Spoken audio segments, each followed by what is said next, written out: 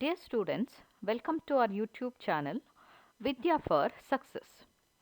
In this video, we will be studying continuation part of theory on the lesson Biological Classification. Yes, now we are moving to the another part of this lesson. So till now we have discussed regarding the five kingdom system of classification. So we have studied regarding the kingdom Monera, kingdom Protista, then kingdom Mycota. Then kingdom planta and kingdom animalia we know we discuss in the next upcoming chapters. So now we are moving to the another part of this lesson where we are going to study about some of the organisms. So these organisms are not actually belong to kingdom system of classification. So those organisms are nothing but viruses, viroids, prions and lichens. So these are the few organisms, they are not actually placed under kingdom, any of the kingdom. They are not belong to any of the kingdom. So because of their certain characteristic feature. So among those organisms, we are first discussing regarding viruses. So I hope you all are aware of viruses because in human being, especially the number of disorders are caused by viruses. So these are viruses are causes ill effects in human beings as well as in other organisms. So that this organism is called as obligate parasite. Clear? What do you mean by obligate parasite? So parasites we know they always lives within the other living organism. Clear? So they need host body. So without host body they can't survive. So when the parasite they completely depend on the other living organism to survive. So such a organisms are called as obligate parasite. So viruses are best example of obligate parasite because they can't survive, they can't multiply, they can't continue their life without host. So host may be human body or it may be plant cell or it may be another living organism. Clear? So for the survival, viruses always require the help of other living organism. That means they need the help of host body to survive. Clear? They multiply within the host body. So because of this, we are calling viruses as obligate parasites. So being an obligate parasite, they causes number of diseases in human being. So a well-known common disease caused by viruses is common cold in human being. So we know, right, common cold is actually caused by viruses. It is highly infectious. So it will spread from infected person to healthy person through sneezing or coughing. Clear? Then one more example is chicken pox. So chicken pox is also a viral disease. Then one more disease is herpes and influenza. So these are the few diseases caused by viruses in human being.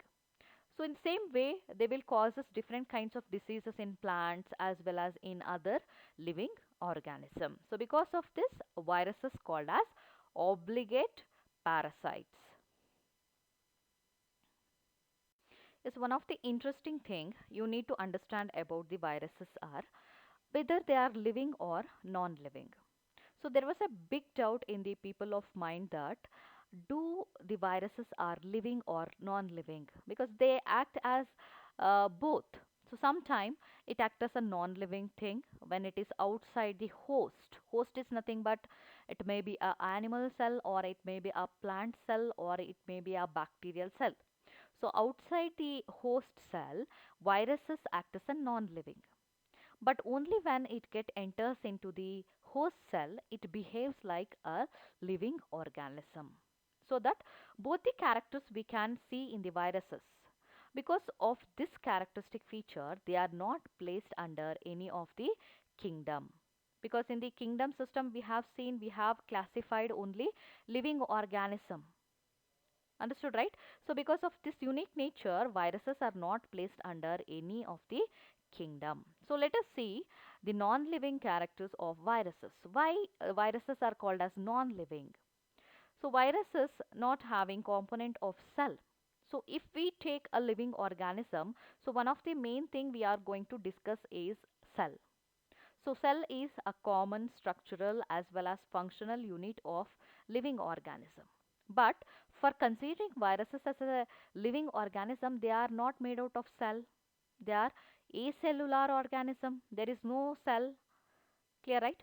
So that viruses are not considered as a living organism because of the absence of cell. They does not consist of cell. When there is no cell, the membrane is also absent. No cell membrane, protective outer cell membrane like plasma membrane or cell wall is completely absent. Then it is inert. So inert is nothing but it does not respond to anything. So how the pen just lie on the floor, in that way the virus just lie on the thing. So it, that means it does not respond to any of the thing. It is just inert outside the living organism. Then it does not show any metabolism. That means it does not respire. That mean and it does not take food when it is outside the living cell. So because of this, there is no metabolism can be seen in viruses. So this is a one more non-living character. If we see the living organism, they take food and they multiply and they excrete waste material. So such activities cannot be seen in viruses. So there is no metabolism exist in viruses. Then they does not reproduce its own. So only when it enters into the living organism, it can able to multiply, it can increases its number. But when it is outside the living cell, like outside the animal cell or plant cell, it does not reproduce, it can't multiply. Clear. So these are the few non-living characters can be seen in viruses. So when viruses exhibit a non-living character, only when it outside the living host.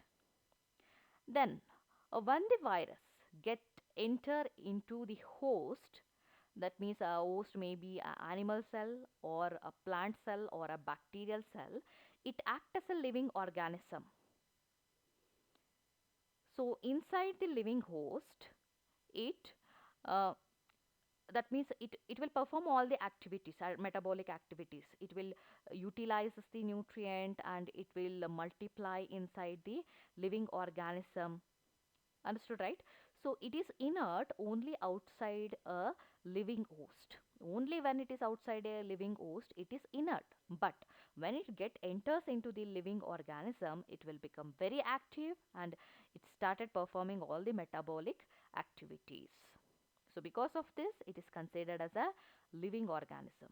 Then one more character can be seen in the virus is it possesses genetic material. So the presence of genetic material is one of the character of living organism, right? So viruses also consist of genetic material.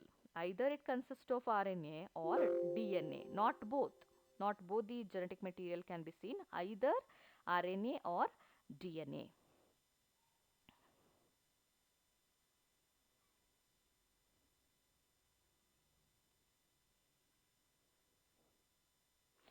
Then one more character is they can reproduce or mutate when inside a living host. So when inside the viruses are inside the living host, they can reproduce. That means they multiply their number and they mutate. That means they changes their genetic nature, and because of this, rapid changes can be seen in viruses. That means one virus can be get converted into the another strain within a short period of time because of the mutation. So mutation will help the organism to change its genetic nature. So these is, let us move to the characteristic features of viruses. Viruses are acellular in nature. So A is nothing but absence. Cellular is nothing but cell.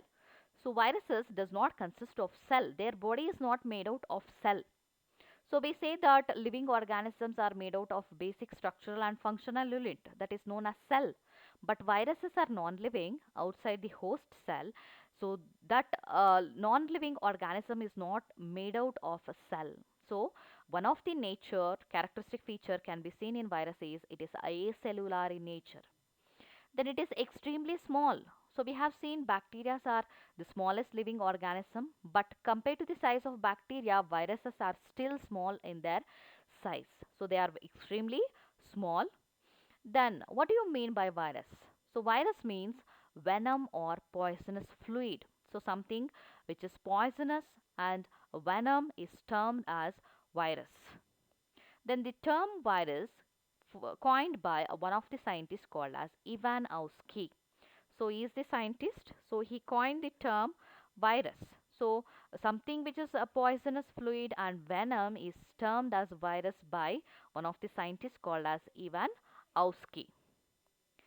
Then, one more scientist, M.W. Bezirnik, demonstrated that the extract of infected plant of tobacco could cause infection in healthy plant called a fluid as Contagium vivum fluidum.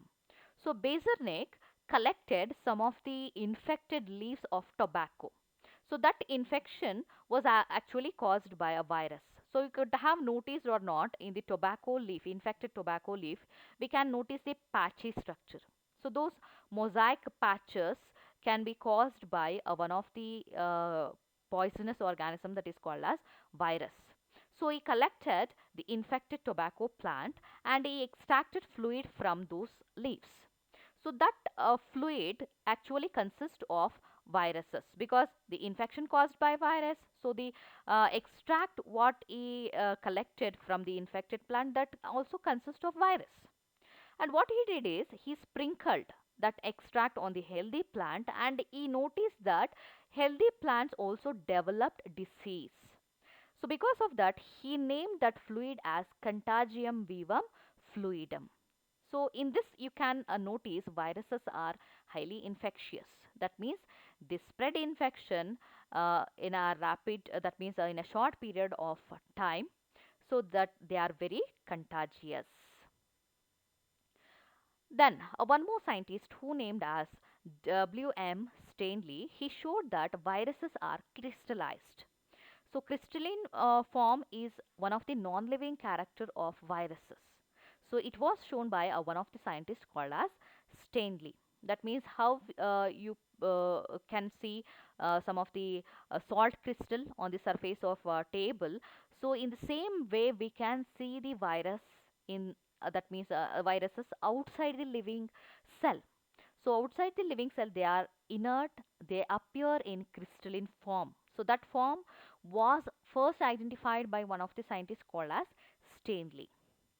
And one more character of viruses is they are obligate parasites.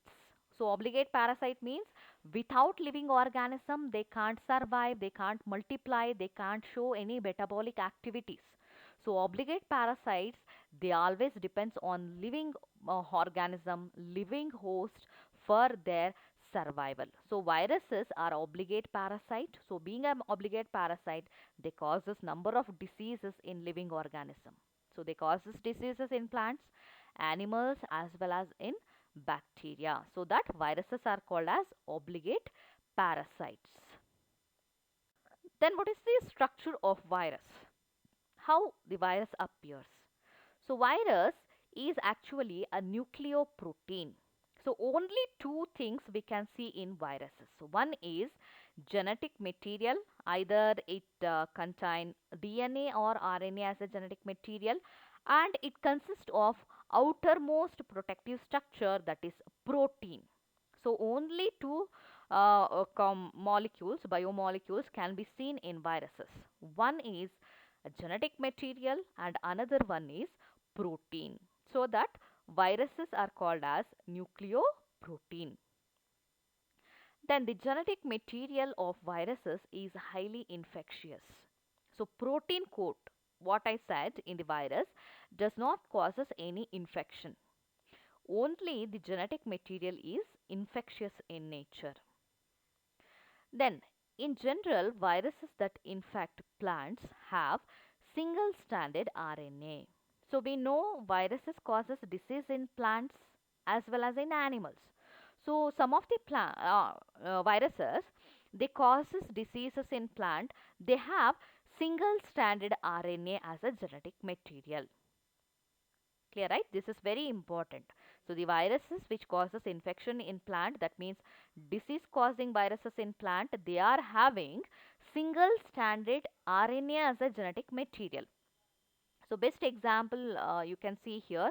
So these are the infected plant leaves.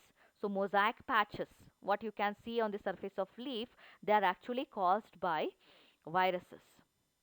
Then these are also the infected plant leaves, the mosaic patches. Then this is the tobacco mosaic virus. So this is how the virus looks like. It actually causes disease in tobacco plant. So that this virus is named as tobacco mosaic virus. So in the diagram you can notice the central red colored thread like structure, that is actually a genetic material. And outermost this thing structure, what we can see, yellow color units, those are named as capsid. Clear, right? So capsid is actually unit of protein coat. Understood, right? So there are two things we can notice here. One is a genetic material, that is RNA, and the another is outermost protein coat. That means yellow one, what we can see in this diagram is protein coat. So protein coat is again made out of number of unit. You can notice many units, small units are there like beads. So those units are named as capsid. Clear, right? So this is one example of virus causes diseases in plant. So what is the genetic material of virus when it causes infection in plant? Yes, that is single stranded RNA. And the virus that causes infection in animal have either single or double stranded RNA or double stranded DNA. Clear, right? So some of the viruses, they causes diseases in animal, they have double stranded RNA or double stranded DNA or single stranded RNA or DNA as a genetic material. So any kind of nature we can observe in the genetic material, but when you observe the viruses they causes disease in plant, they show the presence of single stranded RNA. But when the viruses are infectious to the animal, they might consist of double stranded RNA or double stranded DNA, single stranded RNA or single stranded DNA as a genetic material. Yes, let us move to the structure of bacteriophage. So what do you mean by bacteriophage? So bacteriophage is a kind of virus. This virus causes infection only in bacteria. So because of this, these specific viruses are called as bacteriophages. So what do you mean by bacteriophage? So bacteriophages are the viruses, they infect bacteria. Because the viruses are very particular in causing infection. So which virus causes infection in animal? They does not causes infection to plant cell or to bacteria. So they are very specific in causing infection. So bacteriophages are the viruses. They are particularly causes infection in bacteria. Then if you observe the structure of bacteriophages here, so bacteriophages consist of only two components. One is a genetic material and another one is protein. Clear. So we already studied that. So all viruses, they are made out of only two component. One is a genetic material, either DNA or RNA, and another one is protein. So in case of bacteriophage, genetic material is DNA. You can notice in the diagram the red color coiled structure is there, that is actually called as a DNA. And DNA present within head region. So you can notice the head is present for the bacteriophage. So in that particular structure, head region, DNA is located.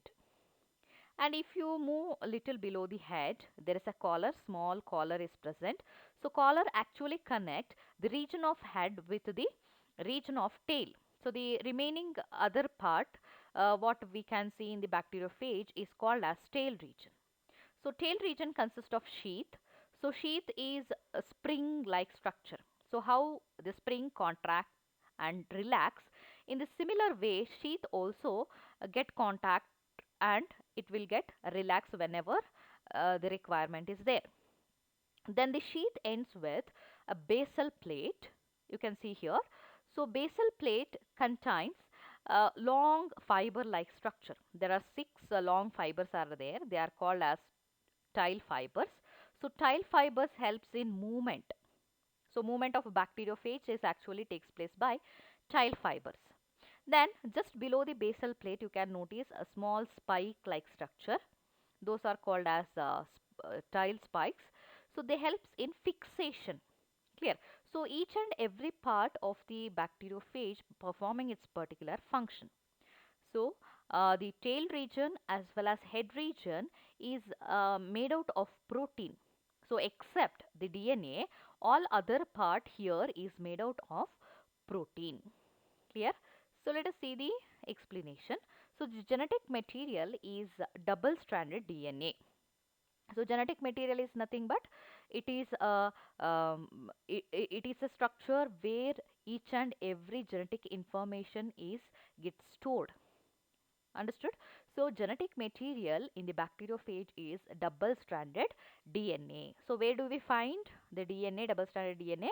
You see, it is embedded within a egg-like structure. So outer protein coat called capsid. So as I told, except the DNA, all other structure what you can see in the bacteriophage, that is protein. So that complete protein coat, outermost coat, is called as capsid. So capsid is again made out of a small unit called as capsomere. How our body is made out of small cells. In a similar way, capsid, a protein coat, is made out of a smaller unit. Those units are called as capsomeres. You have to remember this terminology. Capsid is a outer protein coat and capsomere is a unit of capsid. Then why the bacteriophage consists of protein? What is the function of protein? So protein is protective outermost coat. So DNA, genetic material, actually need protection. So that protection from the outside is given by protein coat. So you can notice in this diagram. So this is the bacteriophage causing infection to bacteria. So in the first bacteriophage, you can notice the outer black coat. So that outer black coat is nothing but a protein, and the green inner structure in the head region, that is nothing but genetic material. So it will move. That means the bacteriophage will move on the surface of bacteria with the help of tile fibers. So whenever it get a suitable place on the surface of bacterial cell, it will get fixed properly, and the sheath, the tail sheath will get contract, and the genetic material from the head region will inject into the bacterial cell. So this is how the bacteriophage causes infection to bacterial cell. So when it is causing infection, it does not inject its protein. So only it inject its genetic material. So that we are calling in the virus, outer protein coat is not infectious.